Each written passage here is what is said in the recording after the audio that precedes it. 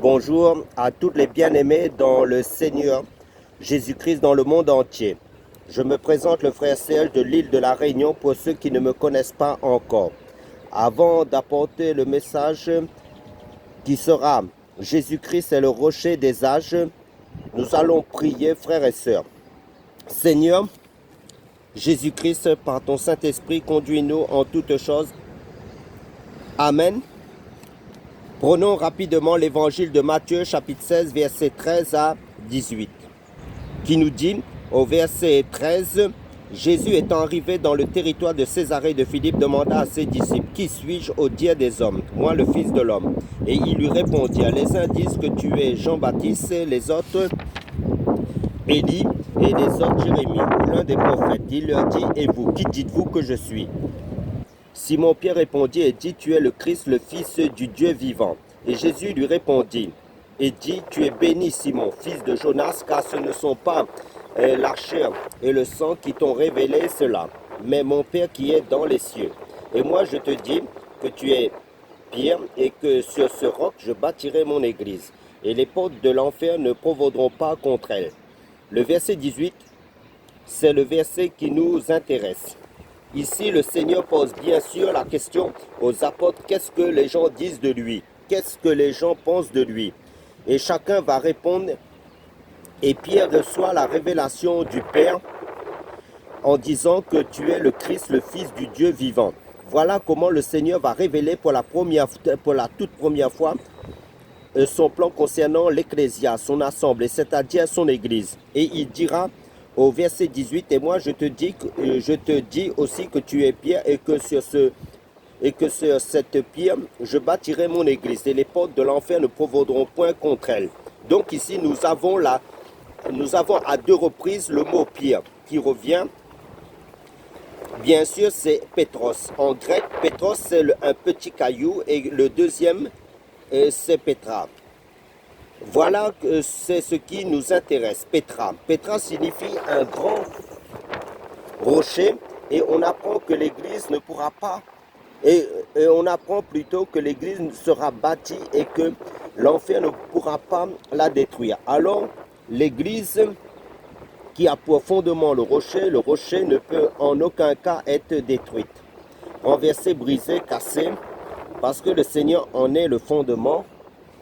Donc, d'emblée, nous, en tant qu'Église, nous comprenons, nous réalisons que Jésus-Christ, Yahushua, notre Seigneur, est le fondement par excellence, le roc, le fondement sur qui nous devons être bâtis, sur qui nous devons construire. Jésus-Christ et Yahushua est notre fondement. Quoi que l'enfer décide, nous ne serons jamais ébranlés. Quoi que les démons fassent, nous ne serons jamais renversés en aucun cas. Amen. Et ce qu'il faut comprendre, ici, nous devons comprendre que le mot utilisé pour parler de l'enfer, c'est Hadès. Ça, on le sait en tant que lecteur de la Bible. Hadès est chez les Grecs est le dieu du monde souterrain. Les Grecs avaient tellement peur de Hadès qu'ils utilisaient un euphémisme pour ne pas avoir à prononcer ce nom-là. Tellement que ce démon les faisait et les fait trembler jusqu'à ce jour.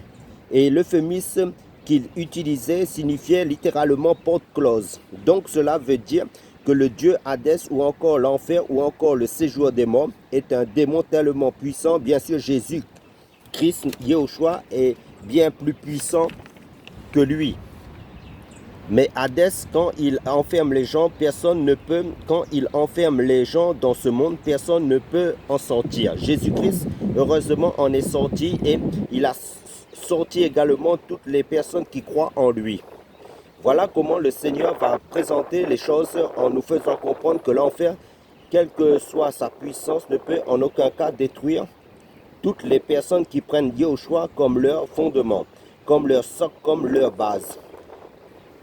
Nous sommes dans l'évangile de Luc chapitre 6, versets 46 à 49, qui nous dit, mais pourquoi ne m'appelez-vous Seigneur, Seigneur, et ne faites-vous pas ce que je dis? Je vous montrerai à qui est semblable celui qui vient à moi, entend mes paroles et les met en pratique. Il est semblable à un homme qui, bâtissant une maison, a creusé, profondément et a mis le fondement sur le roc. Mais une inondation est venue et le torrent s'est jeté contre cette maison sans pouvoir l'ébranler, parce qu'elle était bâtie sur le roc. Mais celui qui entend mes paroles et ne les met pas en pratique est semblable à un homme qui a bâti sa maison sur la terre, sans fondement. Le torrent s'est jeté contre elle, et aussitôt elle est tombée, et la ruine de cette maison a été grande. Donc, qu'est-ce qu'on apprend ici? On apprend bien sûr cette histoire, c'est une histoire qui concerne deux bâtisseurs. Deux bâtisseurs, le premier va creuser et creuser profondément et il va poser la fondation sur le roc. Et la parole nous apprend qu'il y a eu, bien sûr, l'inondation, il y a eu un torrent, il y a eu la pluie, tout ça. Et toutes ces choses n'ont pas pu détruire, ébranler cette maison. Elle est restée inébranlable parce qu'elle était bâtie sur le roc, sur le rocher. Le rocher qui était et qui est toujours invisible, bien sûr. Parce que quand vous regardez les maisons, vous ne voyez pas leurs fondations. Pourtant, elles sont bel et bien là. Donc le roc, le rocher, la roche ici était cachée. Pourtant, la résistance de cette maison était due à sa présence, à sa fondation. Quelles que soient les attaques de l'ennemi, cette maison a résisté. Et elle a traversé toutes sortes d'époques, de périodes, d'épreuves. Et elle est restée et elle reste inébranlable. Et le deuxième bâtisseur, lui, par contre, n'avait pas une bonne vision. Il a bâti comme un bâtisseur, mais il a omis de creuser profondément pour trouver le roc, parce que pour trouver la fondation ici, il fallait creuser. Donc Dieu veut des creuseurs, des hommes, des gens, des hommes et des femmes qui creusent, c'est-à-dire qui vont dans l'intimité avec lui, dans sa parole de vérité et dans la prière, qui s'assoit d'abord dans sa présence. Amen. Parce que quand on creuse, on va dans la profondeur. Dieu veut la profondeur, de la profondeur. Et c'est l'intimité, notre relation avec lui. Le fait de creuser ici, c'est vraiment l'intimité, c'est-à-dire le roc, on ne peut pas l'avoir comme fondement si on n'a pas une bonne intimité, une bonne relation avec le Père. Être à l'école du Saint-Esprit, l'enseignant par excellence. Amen, alléluia. Parce que quand on creuse, on est seul, on va rencontrer toutes sortes de pierres, de couches, de rocs, toutes sortes de pierres, de caillasses, mais on va continuer à persévérer, à creuser, quel que soit l'obstacle. Et si on a du mal à creuser, on peut prendre carrément un marteau-piqueur. On va creuser parce qu'on est à la recherche du roc, d'une pierre de taille, une pierre solide pour pouvoir bâtir sa maison dessus, être solidement ancré dessus. Et le deuxième bâtisseur n'a pas eu cette vision de creuser pour pouvoir poser la fondation sur le roc. Et on apprend que cette maison n'a pas pu tenir face à l'adversité, à l'épreuve, à l'inondation, au combat. L'inondation est venue, il y a eu des torrents qui se sont jetés contre cette maison et elle n'a pas résisté parce qu'elle était bâtie sur le sable. Donc cette personne, ce deuxième bâtisseur, était très superficielle, négligente. Elle est restée sur la surface. Elle n'a pas pu aller en profondeur pour bâtir une maison qui allait résister. Alors ici, nous avons deux types d'églises, bien sûr. La première, c'est l'église de Yahushua qui a profondément le roc. Et la deuxième église, c'est la religion. La religion, tout ce qui vient de l'homme, tout ce qui manque de profondeur. Et elle ne résiste pas, bien sûr, bien évidemment. Donc ces deux maisons peuvent représenter aussi deux types de situations. Elles peuvent représenter aussi des ministères, des couples, des familles, toutes sortes de choses que les hommes essaient de bâtir, couple, études, maison, je ne sais pas ce que vous avez à cœur de faire, d'entreprendre, mais en tout cas, il vous faut la fondation, la bonne fondation. Et la parole nous dit que maudit soit celui qui se confie dans l'homme et qui prend la chair pour appui. Donc on peut prendre cette parole.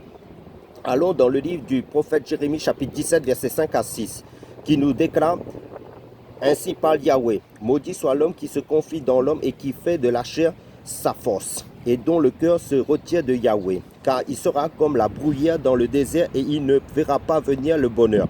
Mais il habitera dans les lieux à brûler du désert, dans une terre salée inhabitable. Donc cette parole concerne toujours le deuxième bâtisseur dont il est question dans l'évangile de Luc chapitre 6, qui a bâti sa maison sur du sable. Alors le sable ici nous parle bien sûr de l'homme. L'homme, la poussière. L'homme vient de la terre. Cet homme est ce bâtisseur. Le deuxième va bâtir, lui, sa maison en s'appuyant sur l'homme. Mais si l'homme te porte aujourd'hui dans son cœur, demain il va t'abandonner. N'est-ce pas? Parce que l'homme change. S'appuyer sur l'homme ne sert à rien. Et deuxièmement, le deuxième bâtisseur s'était appuyé sur l'homme, le sable. Vous savez, quand le torrent s'agitait contre cette maison, il n'y avait pas de profondeur, pas de fondement, pas de racines et cette maison s'est écroulée. Et le premier bâtisseur, lui, on le voit dans Jérémie chapitre 17, versets 7 à 8. Prenons aussi ce passage du prophète Jérémie chapitre 17, versets 7 à 8. Si vous avez trouvé, nous faisons la lecture qui nous dit « Béni soit l'homme qui se confie en Yahweh et dont Yahweh est l'espérance. Car il sera comme un arbre planté près des eaux et qui étend ses racines le long d'une eau courante. Quand la chaleur viendra, il ne s'en apercevra pas et sa feuille restera verte. Il ne sera pas en peine dans l'année de la sécheresse et ne cessera de porter du fruit. » Amen. Alléluia. Donc, quand la parole dit qu'on reconnaît un arbre à ses fruits, eh bien, cet arbre dont il est question a pour fondement, a pour racine, bien sûr, Yahushua, Jésus-Christ de Nazareth. Et la parole nous dit également dans Romains chapitre 11 que nous avons été greffés sur l'olivier franc. Et ce n'est pas nous qui portons l'olivier, mais c'est la racine qui nous porte. Donc, Yahushua est vraiment la racine de l'arbre que nous sommes spirituellement. Nous, en tant que corps de Christ, nous en tant que membres du corps de Christ. Et Yahushua est également le Pétra, c'est-à-dire le roc qui porte l'Église. Donc, ce n'est pas l'Église qui porte Yahushua, mais c'est Yahushua qui porte l'Ecclésia, c'est-à-dire l'Église. Nous sommes dans 1 Pierre.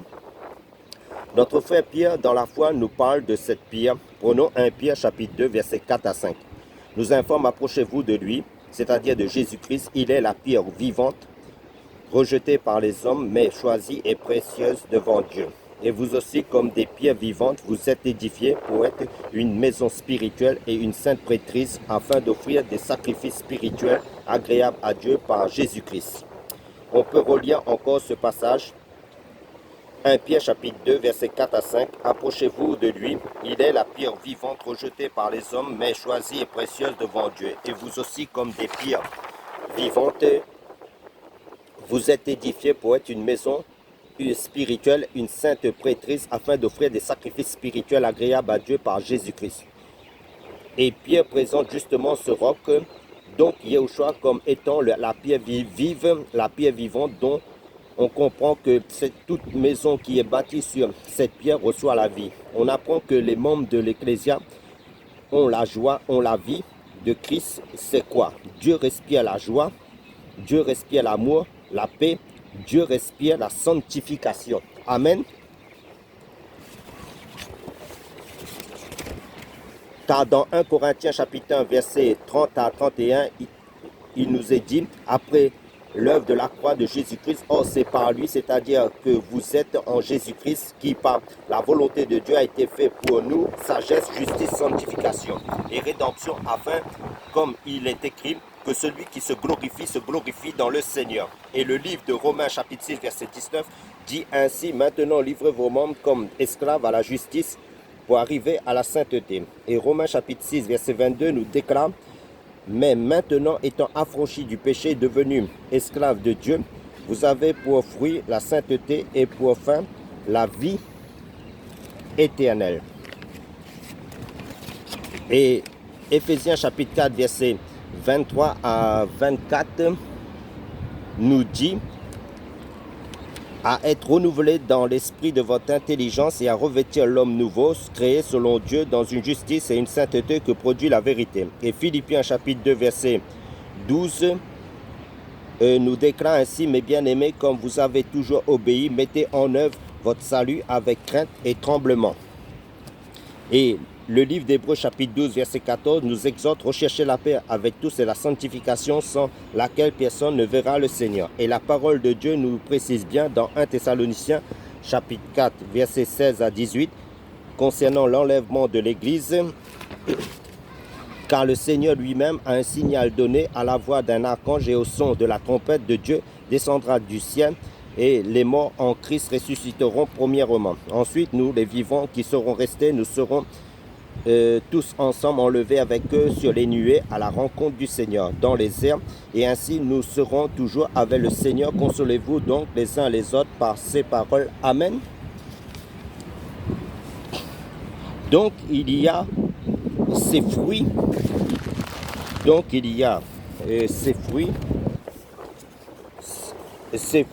l'amour, la sanctification, la paix et les autres fruits de l'esprit. Forcément, il y aura des guérisons, il y aura des délivrances. On verra cela tout à l'heure par rapport aux robes qui donnent du miel, du lait. On le verra donc, on apprend que les membres de l'Église ont la vie de Christ,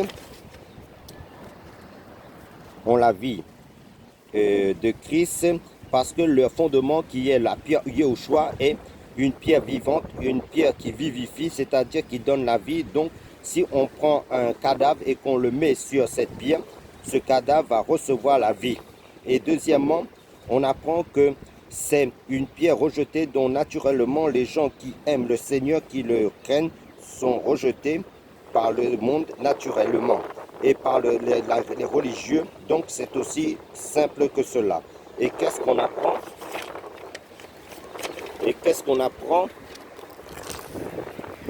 Prenons 1 Pierre chapitre 2 versets 6 à 8 qui nous mentionne: c'est pourquoi aussi il est dit dans l'écriture: voici je mets en Sion la principale pierre de l'angle, choisie et précieuse, et celui qui croit en elle ne sera pas confus. Elle est donc précieuse pour vous qui croyez, mais par rapport aux rebelles, il est dit: la pierre que ceux qui bâtissaient ont rejetée est devenue la principale de l'angle et une pierre d'achoppement et un rocher de scandale. Ils se heurtent contre la parole et sont rebelles, et c'est à cela qu'ils sont destinés. Et ça, c'est terrible. On apprend que Dieu a choisi cette pierre, elle est précieuse. Et elle est la pierre de l'angle que les bâtisseurs avaient rejetée. Donc, qu'est-ce qu'on peut comprendre ici plutôt? Pour les lecteurs de la Bible, par rapport au fondement, il y avait de la négligence. Rappelez-vous, d'après l'histoire et d'après la tradition juive, à l'époque du retour de l'exil à Babylone, lorsque les Juifs étaient revenus de l'exil babylonien, la captivité babylonienne, sous Esdras et Néhémie, ils avaient entamé la reconstruction du temple, et la pierre angulaire, la pierre de l'angle, qui était pratiquement semblable aux autres pierres, avait été négligée. Ils avaient commencé à reconstruire le temple tout en négligeant la pierre de l'angle qui était là à côté d'autres pierres, mais comme elle était aussi banale, aussi simple que les autres pierres, elle n'avait pas été prise en compte. Et à un moment donné, pendant la construction, ils se sont aperçus que la pierre de l'angle n'était pas à sa place. Et ils ont cherché jusqu'à ce qu'ils l'ont retrouvée. Et ils l'ont mis à sa place. Et cette histoire va être utilisée. En fait, cet oubli était comme un acte prophétique qui annonçait justement le rejet de la pierre angulaire, Yahushua de Jésus-Christ de Nazareth, par les bâtisseurs, c'est-à-dire par les scribes et les pharisiens et la plupart des chefs des Juifs de son époque. Et pire, nous apprenons que cette pierre est devenue une pierre de scandale dans Matthieu. Dans le livre de Matthieu chapitre 15, les apôtres, après les discours de Jésus, vont le voir pour lui dire: sais-tu que les pharisiens sont scandalisés et des propos de ce discours? Elle est devenue elle est devenue, cette pierre, également une pierre d'achoppement. Et on apprend que celui sur qui elle tombe, il est écrasé. Et si elle tombe sur quelqu'un, cette personne est écrasée, blessée. Donc c'est une pierre incontournable, ce roc, pour toutes les personnes qui veulent bâtir. Prenons Ésaïe chapitre 44, verset 8, qui nous dit « Ne soyez point effrayés et ne soyez point troublés. Ne l'ai-je pas dit, fait entendre et déclarer dès ce temps-là. Vous êtes mes témoins, y a-t-il un autre Dieu que moi? Certes, il n'y a pas d'autre rocher. Je n'en connais pas. » Alors, qu'est-ce qu'on apprend ici? Au 8e siècle, avant l'incarnation de Yahushua, Ésaïe, le prophète, va parler de la part du Seigneur et Dieu dira par sa bouche aux enfants d'Israël qu'il n'y a pas d'autre rocher et Dieu dit qu'il n'en connaît pas d'autre. Et nous savons que la vérité sort de la bouche de notre Dieu. Amen. Jésus-Christ, Yahweh, le Dieu d'Israël, le Dieu tout-puissant, Dieu dit qu'il ne connaît pas d'autre rocher et il dit qu'il est lui, le rocher. Dieu dit que les enfants d'Israël étaient ses témoins et à cette époque, c'est-à-dire que c'était eux qui devaient annoncer au monde entier que le seul véritable rocher, c'était Yahweh tout simplement. Prenons Genèse chapitre 49, verset 24, qui nous déclare « Mais son arc est demeuré ferme et ses mains ont été fortifiées par les mains du puissant de Jacob. Il est ainsi devenu le pasteur, le rocher d'Israël. Jacob est le premier à avoir parlé de Dieu comme étant le rocher, comme étant le roc, le rocher, avant sa mort, et il annonce aux 12 tribus, aux chefs, aux princes des 12 tribus d'Israël que le seul véritable pasteur et rocher n'était rien d'autre que Yahweh. Il a montré à ses enfants le chemin. Il leur a dit, c'est lui Yahweh, le véritable roc, rocher, Pétra, le véritable fondement. Alors, allons dans le livre de Nombres, chapitre 20, verset 8, qui nous dit, de la part du Seigneur, prends la verge et convoque l'assemblée, toi et Aaron, ton frère. Vous parlerez en leur présence au rocher et il donnera son eau. Ainsi tu leur feras sortir de l'eau du rocher et tu donneras à boire à l'assemblée et à leur bétail. Dieu dit aux enfants d'Israël pendant leur pèlerinage, pendant la traversée du désert de Sinaï, les enfants d'Israël, à un moment donné, ils n'avaient plus rien à boire. Ils avaient soif et ils vont murmurer contre Moïse, contre Aaron. Dieu va s'adresser à son serviteur Moïse en lui disant, va demander aux enfants d'Israël, va voir ton frère Aaron et allez tous les deux parler au rocher. C'est prophétique là. Ça veut dire que le rocher dont il est question, le rocher de l'église, le roc de l'église, on peut lui parler, c'est un rocher qui a des oreilles. Vous savez, humainement parlant, si quelqu'un vous voit en train de parler à une pierre, on ne peut que vous enfermer dans un asile de fous psychiatrique, n'est-ce pas? Mais là, le problème, c'est qu'ici, Dieu va parler à Moïse en disant, allez parler au rocher. Qu'est-ce que Moïse a fait là? Moïse a frappé le rocher et on nous dit que l'eau était sortie et les enfants d'Israël ont bu. C'était prophétique car rappelez-vous, quand Jésus était sur la croix, on a enfoncé une lance dans son flanc droit et on nous dit que de l'eau et du sang étaient sortis. Pourquoi? Pour abreuver les gens qui voulaient avoir la vie. Parce que dans l'évangile de Jean chapitre 6, Jésus a dit que son sang était un vrai breuvage. Donc sur la croix, le monde qui avait soif a parlé au roc. C'était la violence. Un langage violent et la croix, Jésus sur la croix a donné du sang et de l'eau. Amen. Gloire à Jésus-Christ. Et qu'est-ce que Paul nous dit dans 1 Corinthiens chapitre 10? Dieu se présente comme le roc et Jésus est ce rocher, cette pierre. Amen. Prenons le passage de 1 Corinthiens chapitre 10, versets 1 à 4, qui nous donne comme information, mes frères, je ne veux pas que vous ignorez que nos pères ont tous été sous la nuée et qu'ils ont tous passé au travers de la mer et qu'ils ont tous été baptisés en Moïse dans la nuée et dans la mer et qu'ils ont tous mangé la même viande spirituelle et qu'ils ont tous bu le même breuvage spirituel car ils buvaient de l'eau du rocher spirituel qui les suivait et ce rocher était Christ. Alléluia. Voilà, Paul confirme ici que le roc dont il est question ici, c'est Christ avant son incarnation dans l'Ancienne Alliance. Qui d'autre que Dieu lui-même peut voyager dans le temps comme ça? Qui d'autre que Dieu lui-même peut suivre les hommes dans l'histoire, le cours de l'histoire des hommes, si ce n'est que Dieu lui-même? Voilà pourquoi il se présente dans le livre d'Apocalypse chapitre 1 qu'il est celui qui est, qui était et qui vient. Amen. Les trois temps, le passé, le présent et le futur. Nos pères, Paul disait, ont bu à un rocher. Et ce rocher qui produisait de l'eau n'est rien d'autre que Yahushua le Messie. Et nous sommes dans le livre de Deutéronome, chapitre 32 du livre de Moïse. Donc, c'est un rocher qui donne, qui alimente les gens. Vous savez, telle une racine qui va profondément dans le sol chercher puiser de l'eau, puis puiser de l'eau pour alimenter l'arbre et qui, eh bien, Yahushua est notre roc, notre rocher qui va bien sûr produire de l'eau pour nous. Désaltéré. Allons dans le livre de Deutéronome, chapitre 32, versets 1 à 4, qui nous déclare de la part du Seigneur: cieux, prêtez l'oreille, et je parlerai terre, écoute les paroles de ma bouche.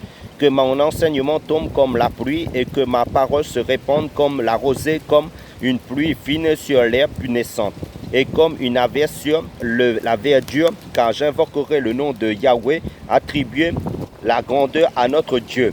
L'œuvre du rocher est parfaite, car toutes ses voies sont justes. C'est un Dieu fidèle et sans iniquité. Il est juste et droit. Là, l'œuvre du rocher est parfaite. Voilà, ici Moïse est en train de parler de l'œuvre de la croix. Moïse a prophétisé que l'œuvre de la croix est une œuvre parfaite. Et ça, c'est l'œuvre du rocher. Donc, c'est un rocher qui fait une œuvre, et il le dit. L'auteur de l'épître aux Hébreux, dans Hébreux chapitre 10, verset 14, il est dit que par une seule offrande, il a amené à la perfection tous ceux qui sont sanctifiés. Donc l'agneau de Dieu est sans défaut. Toujours par rapport à la description que Moïse fait de ce rocher, dans Deutéronome chapitre 32, verset 6, on apprend ici que ce rocher est le Père des Hébreux. C'est pour cela, Ésaïe chapitre 9, nous dit par rapport à Jésus-Christ de Nazareth, on l'appellera Père éternel, le Dieu puissant, alléluia. Moïse décrit bien ici dans le livre de Deutéronome chapitre 32, ici Jésus comme le roc, le rocher comme Père qui était encore caché. Un mystère dans l'ancienne alliance mais révélé pleinement dans la nouvelle alliance pour notre temps. De la grâce qu'à Jésus-Christ notre Dieu qui est un, il est capable d'être plusieurs choses en même temps. Les Écritures nous disent Jésus-Christ est à la fois le chemin, il est la vie, la vérité, il est le bon berger par excellence, il est le roi des rois, il est le Seigneur des seigneurs, il est le Seigneur, l'Esprit. Notre Dieu Jésus-Christ a d'autres fonctions infiniment variées, quoi de plus normal pour notre Dieu, qui peut jouer plusieurs rôles, plusieurs fonctions à la fois, qui nous dépasse, car notre Dieu n'est pas limité, il est Dieu. Amen. Le psaume chapitre 115, verset 3 nous dit à propos de notre Dieu: notre rocher, certes, notre Dieu est au ciel, il fait tout ce qu'il veut. Oui, frères et sœurs. Donc notre Seigneur Jésus-Christ peut se permettre ce qu'il veut, selon sa volonté propre. Ce rocher qui est Jésus-Christ, on peut s'alimenter aussi de la nourriture spirituelle, du lait spirituel, de l'eau spirituelle, du miel spirituel, de l'huile spirituelle dans ce rocher. Prenons Deutéronome chapitre 32, versets 13 à 15, qui nous mentionne, là c'est Dieu qui parle, qu'il a fait monter les enfants, qu'il a fait monter les Hébreux d'Égypte dans le pays d'Israël, et qu'il les a bénis et ils ont abandonné Dieu leur rocher. Je fais la lecture de ce passage. Il l'a fait monter à cheval sur les hauteurs du pays, et il a mangé les fruits des champs. Il lui a donné à sucer le miel du rocher, l'huile du rocher le plus dur, la crème des vaches, le lait des brebis et la graisse des agneaux, des béliers, de basan et des boucs et la fleur du froment, et tu as bu le vin qui était le sang de la grappe. Jérusalem s'est engraissé et a régimbé. tu es devenu gras, gros et épais, et il a abandonné Dieu qui l'a fait, et il a méprisé le rocher de son salut. Dans ce passage, nous voyons beaucoup de passages prophétiques concernant Jésus-Christ. Pour notre temps d'aujourd'hui, par rapport le livre de 1 Pierre chapitre 2 nous dit « Désirez le lait spirituel de la parole de Dieu afin que vous croissiez ». Donc le lait spirituel, c'est Jésus-Christ notre rocher. Maintenant, l'eau spirituelle par rapport à l'eau de l'évangile, de Jean chapitre 3 verset 5 nous dit si quelqu'un ne naît d'eau et d'esprit, il est toujours question de la parole de Dieu qui est Jésus-Christ notre rocher. Le miel spirituel, le miel a comme vertu d'être un antidote contre les empoisonnements. C'est pourquoi beaucoup de pasteurs dans certains pays, ils se promènent avec leur bouteille de miel physique parce qu'il y a beaucoup d'empoisonnements contre eux. Ces soi-disant pasteurs, c'est bien de le savoir, cela. Voyons ce que les Écritures nous disent par rapport au miel spirituel. Prenons l'évangile de Marc chapitre 16, versets 17 à 18 qui nous donne comme information « Et voici les miracles qui accompagneront ceux qui auront cru. Ils chasseront les démons en mon nom, ils parleront de nouvelles langues, ils saisiront les serpents avec la main et s'ils boivent quelques breuvages mortels, il ne leur fera pas de mal. Ils imposeront les mains aux malades et ils seront guéris. » Ce qui nous intéresse par rapport au miel spirituel, il nous est dit « Et voici les miracles qui accompagneront ceux qui auront cru. As-tu cru en Jésus-Christ, la parole de Dieu incarnée? Et si cette parole est en toi et que cette parole est vivante en toi, active en toi, et si ce n'est pas encore ton temps de mourir selon le temps de Dieu pour toi, alors voici ce que Dieu dit, s'ils boivent quelques breuvages mortels, il ne leur fera pas de mal. Si tu as cru en Jésus-Christ, le miel spirituel, notre rocher des âges. Donc ceux qui ont cru vraiment en Jésus-Christ, ils ont la parole de la foi de Jésus en eux qui est le miel spirituel. Alors, allons plus en profondeur, prenons Actes des Apôtres, chapitre 28, versets 3 à 6, qui nous dit « Paul, ayant ramassé un tas de broussailles et l'ayant mis au feu, une pierre en sortit à cause de la chaleur, et s'attacha à sa main. Et quand les barbares virent cette bête suspendue à sa main, ils se dirent les uns aux autres, « Certainement cet homme est un meurtrier, puisque après être échappé de la mer, la justice ne permet pas qu'il vive. » Mais Paul, ayant secoué la bête dans le feu, ne ressentit aucun mal. Les barbares s'attendaient à le voir enfler ou tomber subitement, mort. Mais après avoir longtemps attendu, voyant qu'il ne lui arrivait aucun mal, ils changèrent de langage et dirent que c'était un dieu. Vous voyez, le miel spirituel, l'apôtre Paul